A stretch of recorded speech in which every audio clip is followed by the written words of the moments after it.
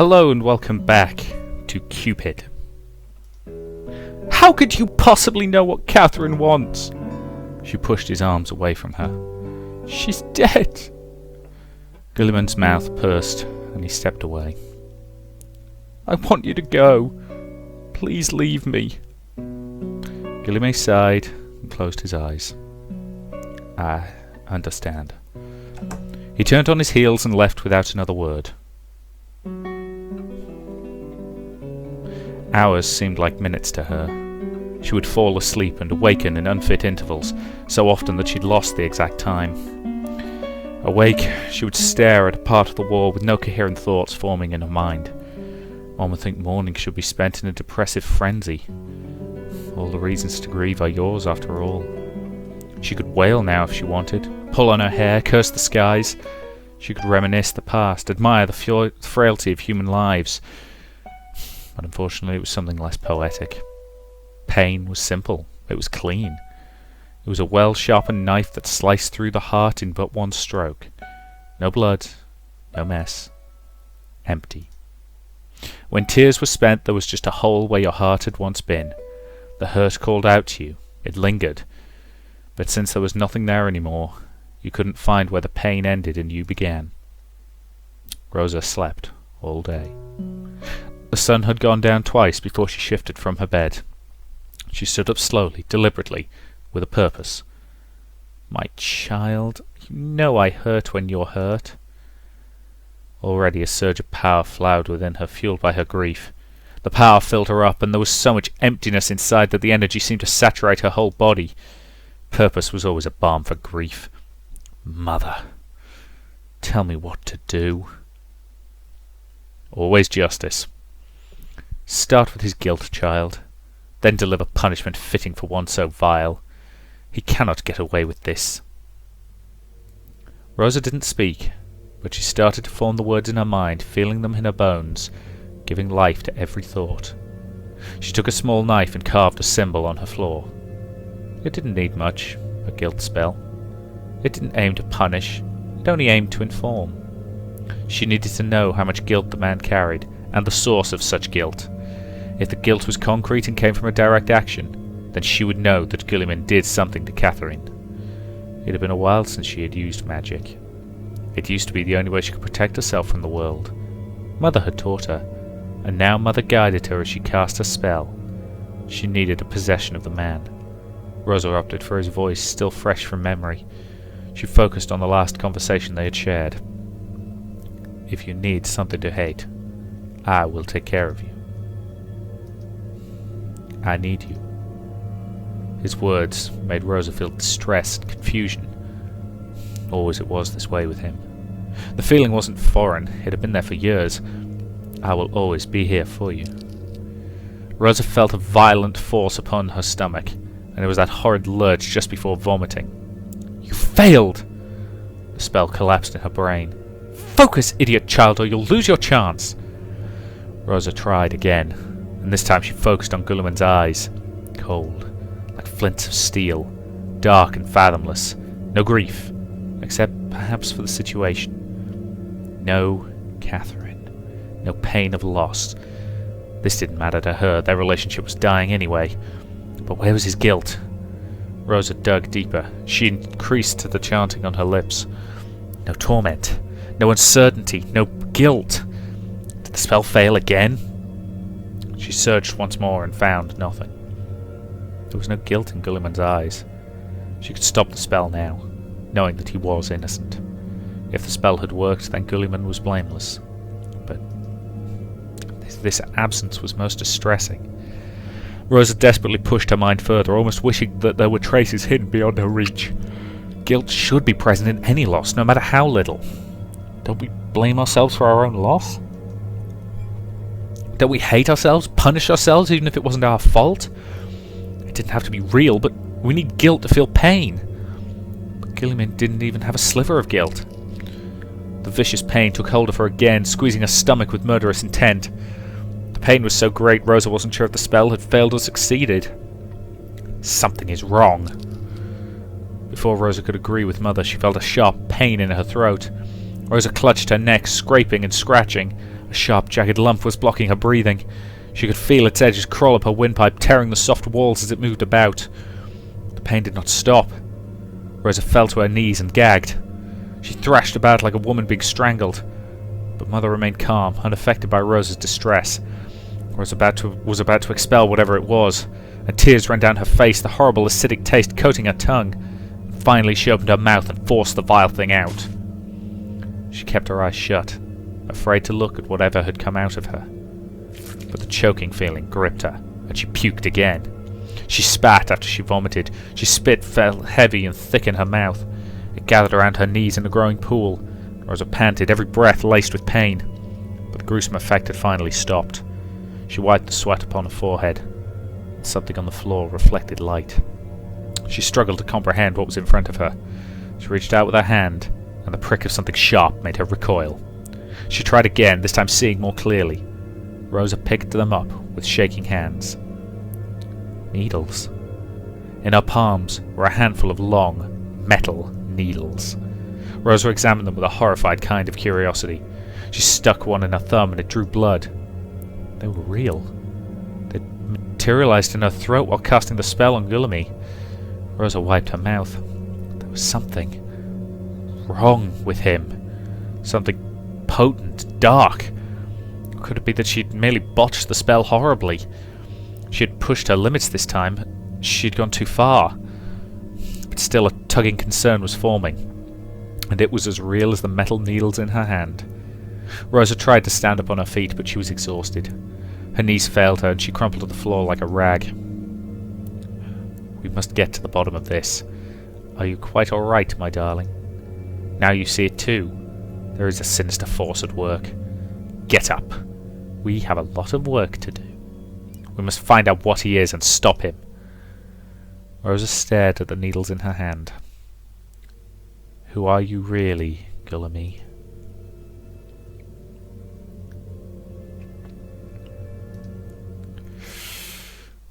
Chapter 3. Portraits, candle lit. Rosa entered the room with a tray of pastries and a pot of tea. Her duties were finished, and she was allowed a bit of free time. She thought of accompanying Catherine for today's piano lesson. Okay, so we're bouncing around in time, are we? Okay. The joys of stories told out of chronological order. I'll be honest, not a literary device I'm fond of. Anyway, Kath, do you want some tea? The girl didn't look her way. She continued to churn out bitter, melodic sound from... She continued to churn out the bitter, melodic sound from a piano.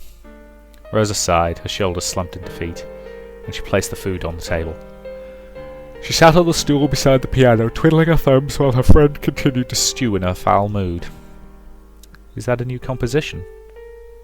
It sounds nice. Nowadays you make a new piece every day. It's a shame they're all so sad. Catherine didn't reply to that, but when she spoke again her words were bitter. I saw them again, those degenerate louts. No shame at all. Kath? All right, consenting damn adults and all that. At least have the decency to close the door. Sometimes I dare say they want to get caught. When I walked in on them this morning, eating each other's faces, they had this look on them, like they were daring me to say something. Oui? What did they want? Applause? Very nice technique, sire. I very much like the way you swap your spit with my sister. Great tongue action. Très malvolu. And he has the gall to speak to me. Be a dear and put them on the table, Catherine, he even said. Like I'm some soft-helly gilly mug of a maid. He wanted me to get annoyed, I just know it. Well, fishy I am. Catherine turned to the tea and pastry, stuffing the buttered bread into her mouth. Easy there. These damned things. These damned delicious things. She said the last part angrily, as if she blamed her troubles on the food's relish. Rosa giggled in spite of herself. Catherine wiped her mouth in mock anger. What are you laughing at, wench? It's almost comical to watch you eat when you're angry, Kath. You're like the giant monsters that attack defenceless towns in horror books. Oh, yes? Catherine made sad, tiny squeals and picked up another piece of bread. No, no, no, please spare us. She adjusted her voice and boomed out a roar. The Corinthian monster of the deep doesn't show mercy to anyone. She dropped it in her mouth and chewed savagely. Yum. Annihilation is delicious with tea. The two girls giggled. Catherine's rare smile turned into a rueful laugh, and soon Rosa felt her mood turning sombre again. What happened, anyway? Aren't you annoyed by it too? Sister has changed ever since she started helping in the chateau. Now it's all gully me this, gully me that. As if she wasn't already married. She doesn't even care that people are talking behind her back. I'm tired of running around picking fights with gossipers. She hasn't even visited home for a long time. Father misses her a lot. He always asks about her. Father worked so hard all these years just to give us a comfortable life. Now he's sick and all she cares about is that dastardly Marquis. Rosa shrugged. I am a little annoyed, but I guess I've gotten used to it. Their lives are their own, Kath. She didn't dare divulge more to Catherine, but it was partially true. I like Gullamy, he's a nice friend, but I love my sister. If they want to stay together, then why not fix this and have at it? What irritates me so damn...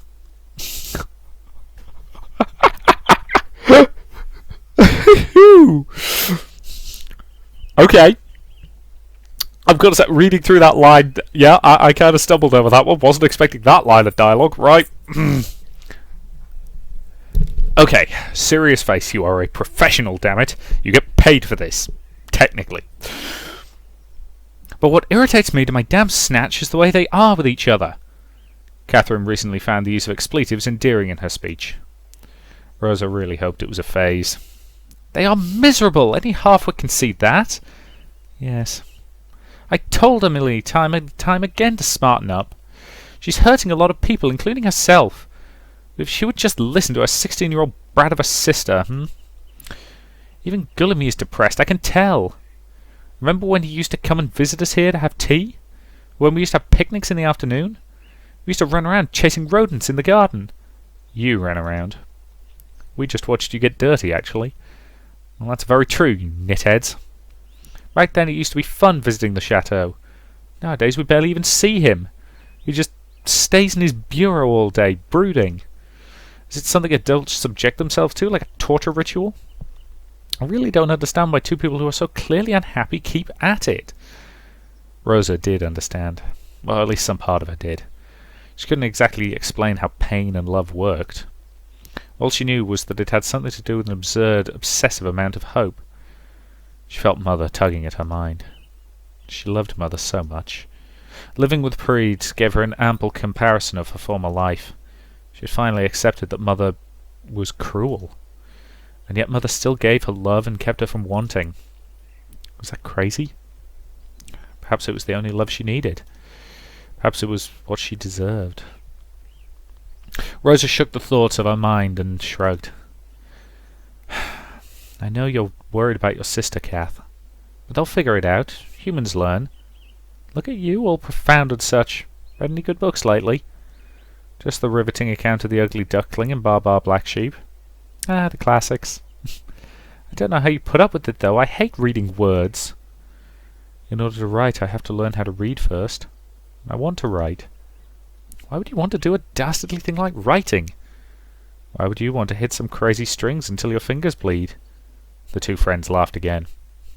I want to remember things. I want to write them down. Most of all, I want to feel the way you do when you play the piano, Kath. Oh? The way you look when you play, your passion and bliss in musical form. It feels like love, like magic. You inspire me to do something fulfilling and grand. Well, I'm sure you will. Actually, to be fair, I know that feeling.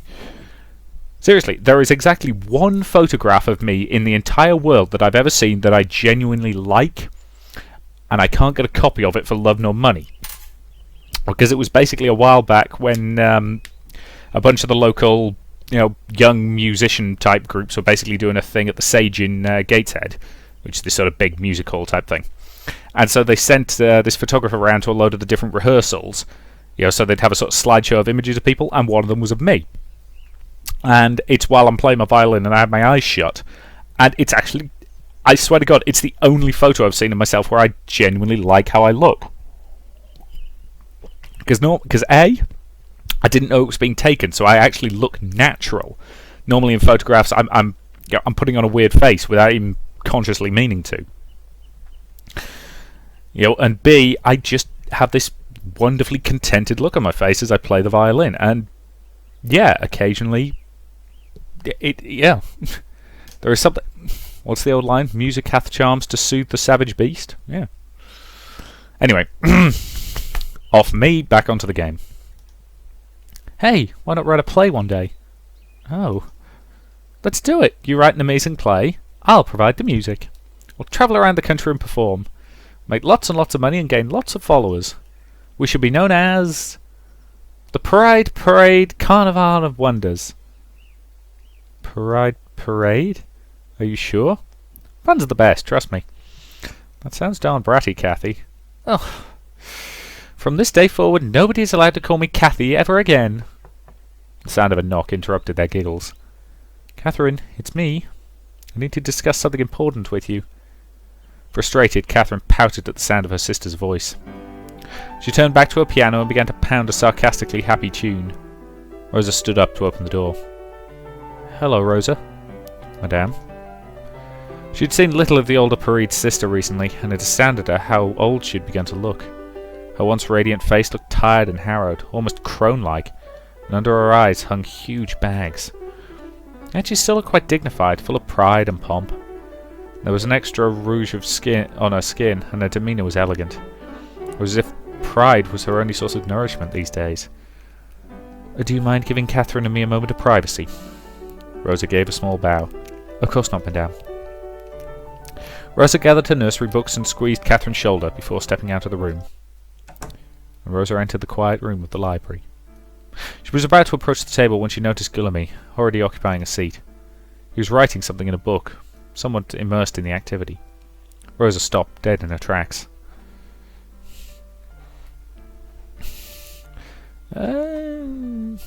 Bugger it. Go in and ignore him, child.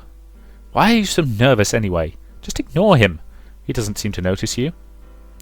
Unfortunately, Guillaume lifted his head and saw her by the door. Oh, hello, Rosa.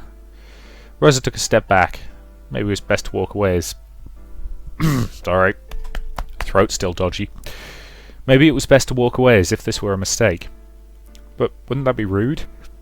He had already seen her after all. But she had never been alone with him. It was just too awkward. Well, why not just go in? It was going to be fine. They'd conversed normally before. Yet, that was because Catherine had been around to disperse her awkwardness. Now I look like an idiot. Guillaume watched her pace in front of the door in amusement. Rosa decided to go in. She had already embarrassed herself enough anyway. There was little left to lose. Besides, there was nowhere else to go in this big house. She'd already gotten lost in its hallways, much to the annoyance of the maître d'. The library was her favourite place. If she stayed quiet in one corner, Rosa was sure they wouldn't bother each other. Given how old Catherine seems to be, this seems like it's 9 years after the scene at the dinner party? Which implies she should have had plenty of time to learn her way around this bloody house, but anyway. She took a seat in the farthest corner of the table and opened her book. Oh no, he's actually standing up and walking over? No, no, no, you horrible man, just sit there while I sit over here. But Guillaume was already beside her, peeking at what she was reading. A cold sweat spread on her scalp. Rosa, that book... Rosa began to chatter nervously. I know it's a children's book, sire. I'm teaching myself to read. I know most commons don't really bother, but I want to learn. Please don't laugh or mock me. Guillaume pointed to the book. It is upside down. Rosa stared at it. The ducks in the picture had their feet up in the air. Rosa squirmed, feeling the heat on her cheeks. She couldn't think of anything more embarrassing. I'm sorry. Guillaume's face lost its cheer. What do you need my forgiveness for? Rosa looked up at Guillaume. His eyes lacked the gentle glint they usually had. It was such a subtle change, something felt rather than observed. She thought he would reprimand her further. His face certainly looked like it. But instead he sat down beside Rosa, drumming his fingers on his cheek while he watched her wordlessly. Oh well. Weren't you going to read? What was wrong with him today? He didn't seem like himself. Had he eaten something bad? The aura he exuded was not his usual friendly warmth. Yet it wasn't particularly wicked. The look in his face just read slightly and eternally miffed. Rosa turned the book upright and read the words out loud. Once you, that is the U with the short sound. It is pronounced like this. Gillamy made the sound, his face still in his lazy stare. Rosa nodded and continued. Her nerves were frazzled, but she was actually at ease in his presence. She felt like a child being taught by their parent. The parent was strict, but still caring. And the child was jumpy, but eager to learn and please. Most of all, he would not hurt her for her mistakes. Rosa was almost sure. There lived, the past tense of live. Why did we change it? It is a rule of grammar that... Grammar? Gillamy narrowed his eyes at her. Do you even know your alphabet? Rosa shook her head. You should start there. Gillamy rose from his chair and disappeared amongst the shelves. He left behind an old thick book covered in green felt. This is what he had been writing in earlier. It looked tattered, worn. The pages laid flat on its side so the book did not close properly. Rosa reached out to peek at the cover when... You are not to touch that. Rosa's whole body froze at the sound of Gillamy's warning. Gillamy's stare followed her even as she whispered numerous apologies under her breath. I'm sorry. Gillamy just rolled his eyes. You are always seeking forgiveness for everything. Am I? I'm sorry. His hand struck the table in front of Rosa. In the quiet library, the sound rang uncomfortably in her ear. When she looked up, Gillamy's face was looming severely above hers. He moved closer to her, his eyes fixed on her intensely. Rosa's mouth hung open, and she struggled to say something, but her wits were like the... She struggled to say something, but her wits were like the burning ends of a matchstick. Before she could compose herself, she felt Gillamy's hand lift her chin. Rosa's heart thumped loudly inside her chest. Please don't. Not you too. She felt his breath on her face, and her heart sank into despair. She shut her eye and prepared herself for the worst, like she always did when... And she felt her face being turned from side to side. She opened her eye to see Gillamy studying her like a textbook. You are a fairly attractive girl. Why do you carry yourself as if it is a slight? He lifted the hair that hid her damaged eye. Rosa clenched her teeth. Is it because you were hurt before? He said it so matter-of-factly, like he was staring at sky that was blue. Rosa recoiled from his touch. No! I did that to myself. I wasn't talking about your eye. He placed a book on the table. It was a thin pamphlet filled with letters. There were lines on the book that instructed the user to trace the letters with their quill. Rosa wanted to focus on it, but she could feel the truth in the Marquis's words stinging her. It was the way you went limp when I touched you. Next time I'd advise you to fight back. If you don't want to be touched, then you do not have to be. Do you understand this? But... I'm weak. Says who? His eyes were humourless. The world cares not for people who think of themselves as victims, Rosa. If you need power, be powerful. To have it, it is necessary to crush things along the way. Rosa flinched under the weight of his stare.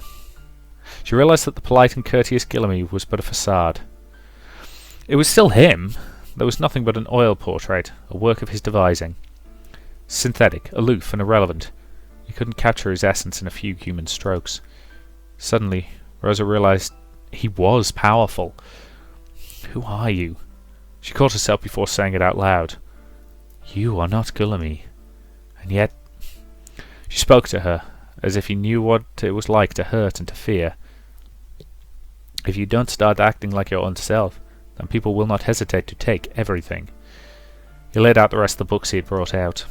One was an activity book for children. It had a picture of a child holding an apple with an arrow stuck in it. Another was a book of limericks. The other two were thicker books that intimidated her. She would come to know them as Hamlet and Paradise Lost. Seriously? You're jumping from, children's books straight to Hamlet and Paradise Lost? Oh boy, that's a bit of a leap. For the record, not actually read either. seen Hamlet performed. You know, which is... you know, and I, of course, have seen Disney Hamlet. If you're not aware, that's The Lion King. Because, let's be honest, the plot is basically Hamlet just with animals. That's not a knock. That's not a slight against it. The Lion King is fantastic. But, and Paradise Lost is all about the devil getting thrown out of heaven, isn't it? Again, not one I've read, but supposed to be a very sort of well-known, well-regarded book. But anyway. Anyway, it's also notorious for being a bit dense. Let's face it, there's a radio sitcom called House of the Spirit Levels, which is very, very surreal, where one of the characters is a man so muscle-bound that he has the whole of Paradise Lost tattooed on one round bicep, and the whole of Paradise Regained tattooed around the other. But the one that caught her eye was an ornately designed book. It had a beautiful red jacket with delicate gold trimmings lining the corners.